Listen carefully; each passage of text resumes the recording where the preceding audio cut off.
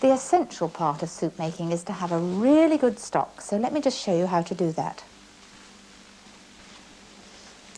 Now, beef bones are ideal for a perfect stock. I get my butcher to saw them into manageable sized pieces so they'll fit in my stock pot. Other bones that are suitable are veal bones, ham bones. I wouldn't use something like pork bones because they're a little bit too fatty.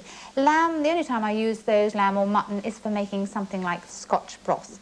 Other things to add to the stock pot are bacon rinds, a few fresh herbs, perhaps a little celery or onion. I put all that into a large pan, cover them with water, season them, and bring it to the boil, remove any of the scum off the top, put the lid on and simmer it for about 3 hours or 4, and then you've got a good stock. I then take out the bones and reduce it so that you've got a concentrated stock. Of course, do that with the lid off. Now, sometimes you get bones left over from the joint or something like that. I've got some chicken bones here. So if I've had roast chicken, I would then make a sort of a homely stock and do it in exactly the same way, perhaps even adding some cooked vegetables, but I would do it for a much shorter time. If I don't feel like making stock at that moment, I would take the chicken carcass and wrap it, put it in the freezer. Then perhaps in a fortnight's time we'll have another roast chicken, and I'll add the carcass to that. And then on perhaps a wet Friday morning, I might take those 2 carcasses out and then crush them up a bit smaller so they'll get in a small pan. And while the carcasses are frozen solid, they crush up very easily. Put them in a pan and make a lovely stock. Now, how about making a good soup? The soup that I'm going to make is a vegetable soup, and I've already soaked overnight some pulses, and this is barley and beans, and I've drained them off, and so I'm ready to make the soup. First of all, to make a good soup, you need to fry the vegetables very gently. Let's move that stock that's bubbling away. So you need to fry the vegetables. I've got a nice big pan. I'm going to make 4 pints of soup, making it really well worthwhile. So I'll turn that up. Put the fat in the bottom. Now, I've put a little bit of butter in the bottom there. You could very well use something like chicken fat, and I've got some chicken fat over here, and that's set, or you could use beef dripping, and you get that from the bones from the top of the stock. So I've melted the fat, and I'm going to add the vegetables. I've got a carrot here. The best way of peeling them, I find, is to use one of these swivel peelers, and it just gets a thin, thin layer off. And then you cut them into matchsticks like this, and I've got a turnip, and you can put potato if you like, some sliced onion. Then I'm going to have a leek, and the leek I've carefully washed and just cut into pieces. Leeks make very, very good soup, and never throw away the ends of the leeks. You can always put them into a stock pot, gives a nice flavour. I'm talking about never throwing away. I make a very good soup, a puree soup, when I've had something like leeks in a white sauce and some left. I make a soup sometimes in that way. In go all the vegetables. Now the carrots, all those vegetables. Everything in. And to turn it and to fry, I use 2 spoons. It gets it going very quickly. Now this soup has no flour and it's just thick with vegetables. So leave that frying for about 5 minutes. So will you bear with me? That's been frying. Think of that as been frying for about 5 minutes. Then add the stock.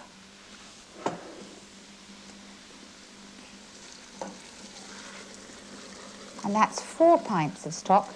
And talking of stock, stock freezes very well indeed. And what I do is I put the stock into a container like this, if I've got some, and I make it in a slightly concentrated form, and I freeze it in this, or perhaps a carton that's had a cream in. And then when I want half a pint of stock, I just thaw it and use it.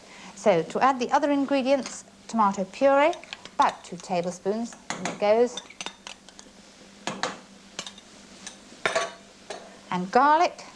Couple of cloves of garlic, and I never chop it because I find this isn't going to be a pureed soup and somebody would come across that piece of garlic, so just press it, 2 cloves there, press very hard. They're big ones these, aren't they?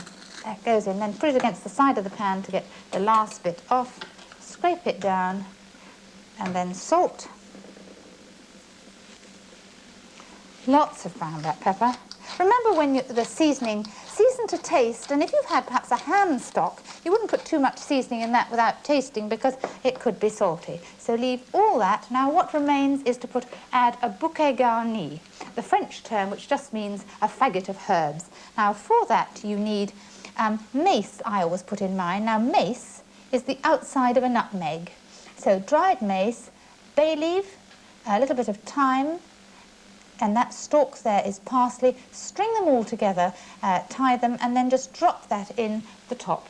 And that will help to add flavour. On goes the lid, and let that simmer. Bring it to the boil and let it simmer for about an hour. And what haven't I done? I haven't put the beans in. Let's add those now. In go the beans, haricot beans, and a little pearl barley. That helps to make it a real meal. Now to the last vegetables, because I'm going to let that simmer. And you remember at the beginning of the programme I said don't add things like cabbage and beans and green beans at the beginning because they lose colour and also they lose their food value. So I'm going to add them at the end. So take a quarter of a cabbage and just shred that up. And according to how finely you shred it, if you shred it very, very finely, of course it would only take about 5 minutes. I think this will take about 10 minutes. And that will mean that there's a nice bright colour to it. And then a few beans, just in pieces like that, so it'll cook at the same time as the cabbage. Now, I've got this, doesn't that look a gorgeous colour? That's been cooking for about an hour, so in goes these other vegetables for the last 10 minutes. And the one thing I mustn't forget to do, apart from tasting it, is to lift out that bouquet garni at the end. But let me give you the recipe. 2 ounces of haricot beans, 1 ounce of pearl barley, and you soak those in cold water overnight and then drain them before making the soup. 2 carrots, 1 small turnip, 1 onion, and 1 leek. And you cut those up and fry them gently in 2 ounces of butter or chicken fat. Then you add 2 cloves of crushed garlic,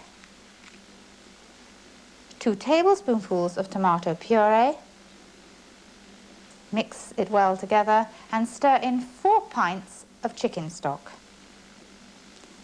Add a bouquet garni, seasoned with salt and pepper, and then you cook that for 1 hour, and then you add a quarter of a cabbage shredded and 2 ounces of green beans cut up. And then cook that for about 15 minutes more. Remember to remove the bouquet garni, and it will serve about 6 or 8 people. And now the garden vegetable soup's had its full cooking time. Smells good. Don't forget to remove the bouquet garni, and that is just discarded.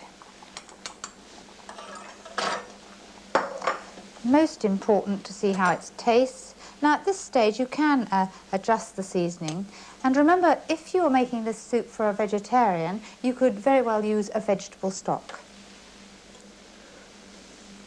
That's fine. Now some good things to go with soup. Well, I expect you already make croutons, just little fried bread cubes, and they're simply lovely. Now Melba toast, not everybody makes that, and it's so easy. Just toast bread, and while it's still hot, trim off the crust, and you must do this while it's hot, otherwise you won't be able to split it. Take a sharp knife and split down the middle while it's still warm, quite easy. You need thin sliced bread, right down, having split them in half, then cut them in half, and then you'll find in the middle, you just put those under the grill for a few moments, and they will curl up and look like this, and they'll keep well in a tin. Then we've got French bread with a lovely cheesy topping. That's cheese, butter and garlic mixed together, spread on bread and toasted. And then we've got pinwheels. Take white bread and spread it with herb butter. That's butter and fresh herbs. And of course we all know about cheese straws. They're very good too. Now how about freezing all of these? Well, they all freeze except for the French bread.